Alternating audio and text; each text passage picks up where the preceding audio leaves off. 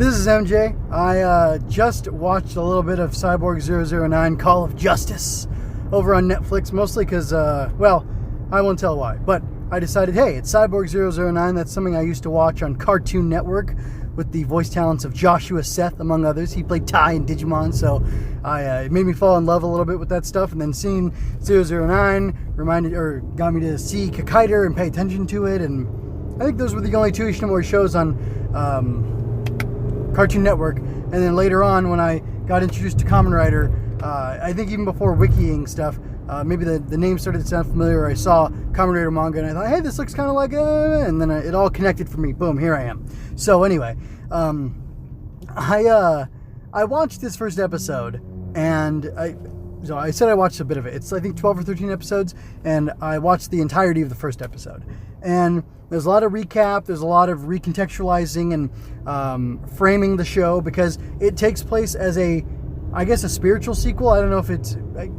I'd almost even call it a direct sequel, but it basically has the premise that after the conclusion of Cyborg 009, which I think the manga goes, or the anime doesn't go as far as the manga does, and the manga has an actual conclusion that Ishinomori eventually wrote.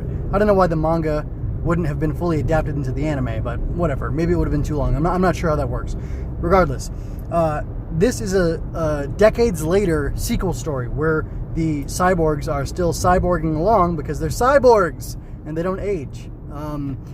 There's an old doctor who's with them, Gilmore, I think. Professor Gilmore. I don't know if he was the original guy or not.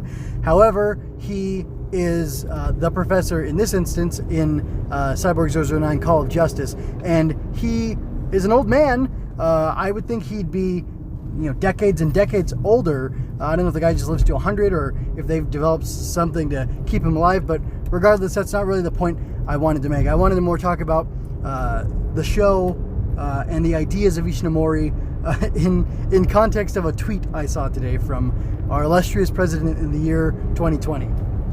Anyway, there's this flashback, which is probably a huge spoiler for Cyborg 009, so jump away if you want now to not hear that sort of thing, but stay if you... I'll give it to you. Remember Big Machine from the Kamen Rider manga? And there's the whole thing about blame the government, you elected. That's not actually a direct quote, it's a paraphrase, unless maybe that's a closer translation from the Japanese, and Comixology's translation is slightly off. I don't know.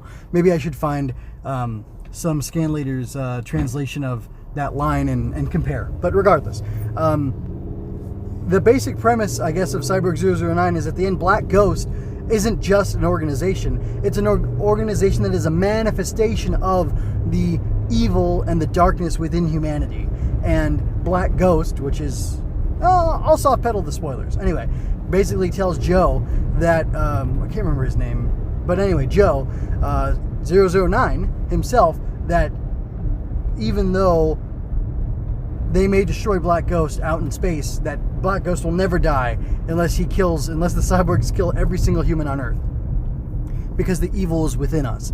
It comes from within us, it manifests, it grows, if we allow it to, if we don't, reach these more heroic ideals within ourselves and hold ourselves and others to those standards and, encourage each other to grow. I don't know what Ishinomori's strategy was, except for maybe just pointing out to people through his popular stuff, his, comics about robots and cyborgs and things like that, that the real evil is from humanity because, we're the only ones with the volition, who can exercise our volition and our will on others, nature, other humans, animals, etc.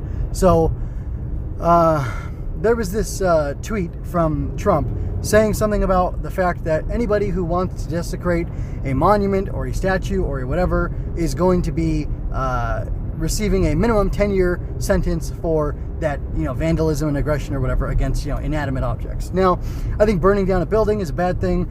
I think tearing down the statues is not so great. Why not? If it's such a popular thing and everybody agrees, just vote for them to be taken down. That's me. I prefer to go through normal channels of justice, especially because of all of the ways that people have been exacting justice through mob violence and whatnot have led, under the color of Black Lives Matter, have led to the murder and accidental deaths, the deaths of depraved indifference, where someone fires a bullet and somebody gets shot by it when they were not the intended target.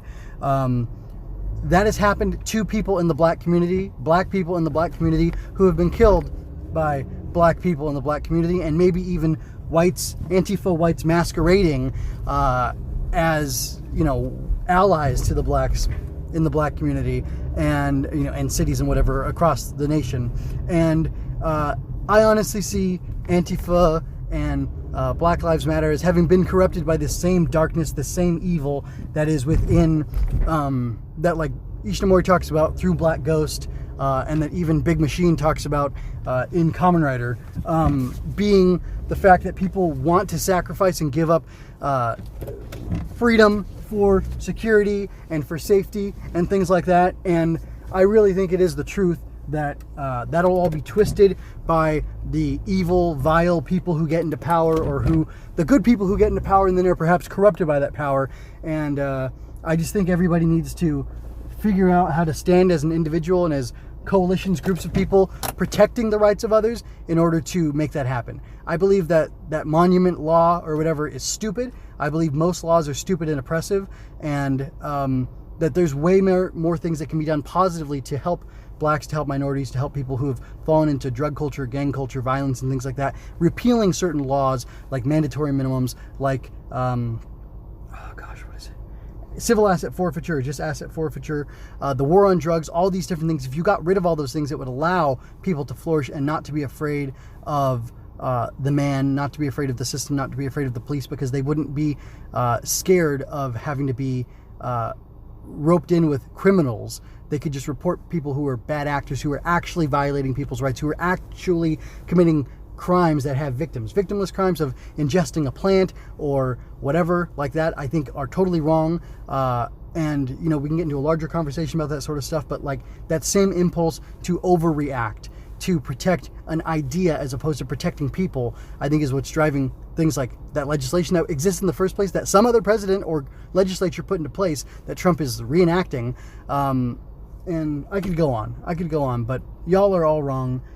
It comes down to the individual, to the minority, who is the greatest. The individual is the greatest minority, or the most oppressed, most isolated minority, and they ought to be defended and protected. And all these laws that you guys wanted to rely on, and all this law enforcement of different stripes that you all want to sick on people who you disagree with, that's the problem. The intent, the will, the evil will within you to oppress others and to stop them from living the lives they want to live is what is fueling the Black Ghost, the Big Machine, fueling Trump's attitude. It's fueling all this, and y'all need to figure out a way to address that within yourselves.